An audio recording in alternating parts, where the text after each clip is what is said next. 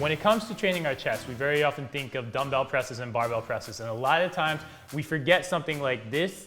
This is the machine press. Now the machine press very often gets demonized because it's not functional, but what it is it gives us a really great chance for us to burn out our chest and push our limits without needing a spot. The counterintuitive thing about the machine press is that this is not an exercise for beginners. If you're a beginner, I want you doing dumbbell presses and barbell presses and learning that, because we've got to bring that over to the machine press. We've got to bring that good form over to the machine press to really take advantage of it.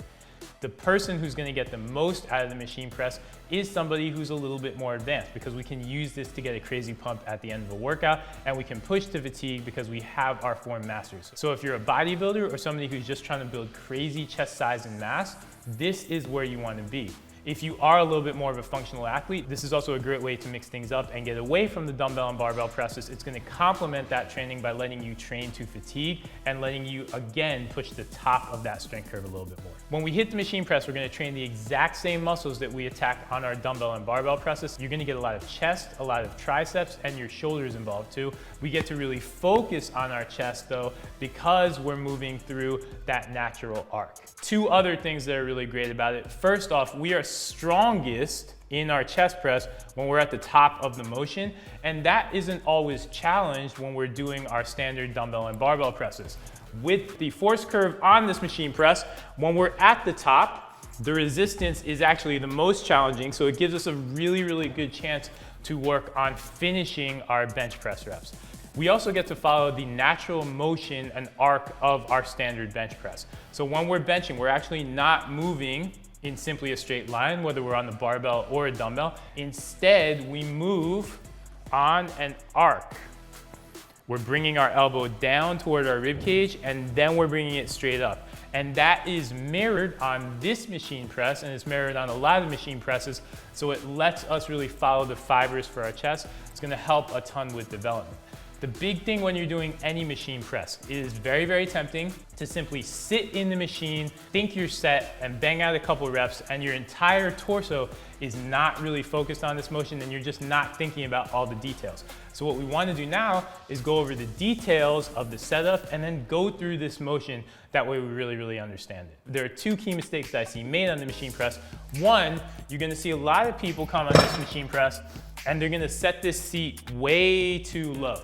And the reason they're setting that seat low is because it makes it a little bit easier to get into the machine, but it's also potentially gonna cut the range of motion that we're working with, and it's gonna take some emphasis off of our chest, possibly offload it to our shoulders. So we wanna be intentional, and we wanna think about the setup for the seat. The other thing you see very often, and this is probably the cardinal sin on all machine presses, is gonna be the position of my butt. So now I'm not against the pad at all, and all I'm doing from this angle, it's gonna give me a more advantageous angle from which to press.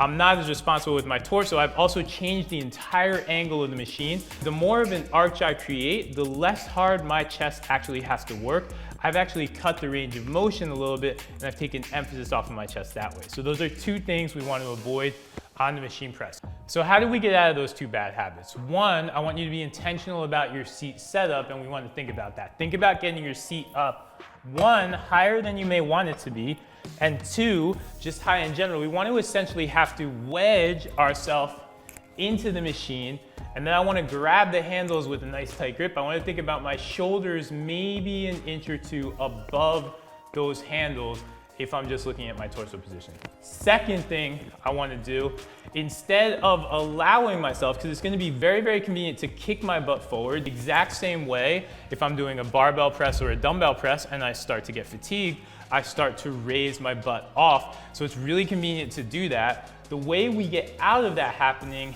is we just think extra hard about our torso position. So I've got this big pad behind me, and I'm gonna use that as a source of feedback. I wanna make sure I'm connected to that pad as I'm bench pressing. So I'm thinking about pressing my shoulder blades into the back of this pad aggressively, and I'm also gonna drive with my legs, and I'm gonna think about pressing my lower back into the machine as well. I'm not gonna lose contact on my shoulder blades. I'm not gonna lose contact with my glutes. I'm gonna continue to drive my lower back into the bench.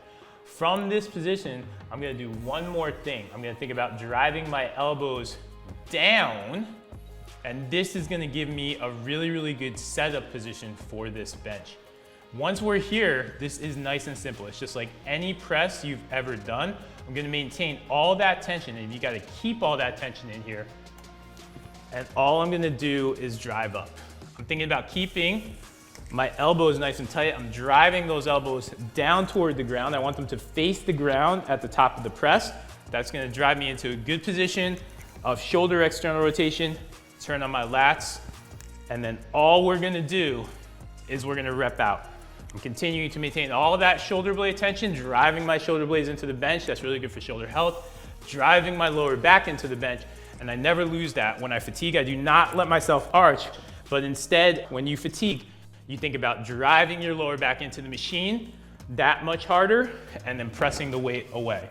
So that is the machine press, and again, this is going to vary slightly from machine to machine, but in general, these rules will hold true for every single machine that you're gonna use, and all of these machines are going to let you use the machine press in its ideal way, which is near the end of your workout. This is not the first chest exercise that you do.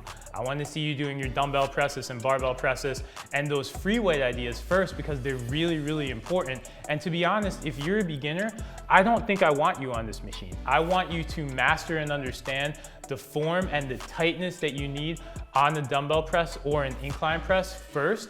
That is going to teach you how to squeeze your glutes and how to squeeze your abs and how to keep your butt down on a standard bench, and you can then carry that over to a machine press. So if you're a beginner, this is not the starter exercise. A lot of people are gonna tell you start with machines. Don't. Learn the push-up, learn the dumbbell press, and learn the barbell press first. Master those, and then you bring that technique here.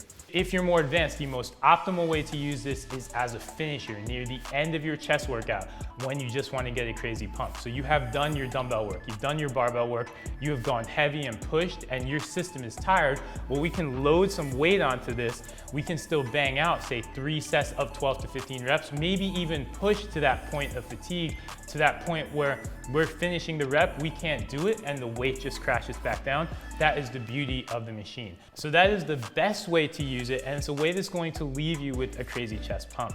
Best of all, it's gonna mix up how you train, because after a while, the push-ups and the barbell presses and the dumbbell presses are all gonna feel the same. So when you add in that machine, we're gonna hit the chest in a new way, and hit the chest in a way that in the end is gonna give you the chest growth that you actually want.